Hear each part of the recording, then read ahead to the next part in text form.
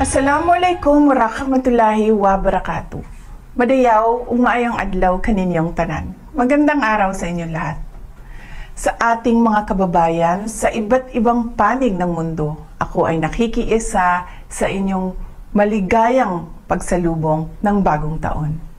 Ang taong 2024 ay sumubok sa ating katatagan at humulma sa atin bilang isang sambayanang naninindigan para sa katarungan at kaunlaran. Ngayong 2025, sama-sama nating harapin ang iba't ibang hamon na magpapatibay sa atin bilang isang bansang patuloy na nananalig sa Diyos at nagtutulungan para sa ikauunlad at ikabubuti ng ating pamilya. Sa ating pagsalubong sa bagong taon, ako ay nagpapasalamat sa inyong walang sawang pagmamahal sa bayan na ipinamalas ninyo sa inyong pagsusumikap, pagtitiis, at pagtsatsagang magkaroon ng mas magandang kinabukasan. Magpabilin ako nga nahiusa kaninyo sa inyong mga pangandoy alang sa kauswagan ug kalinaw.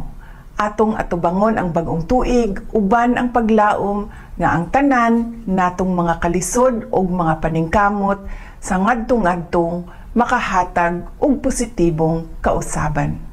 Ang lahat ay para sa Diyos, sa bayan, at sa bawat pamilyang Pilipino.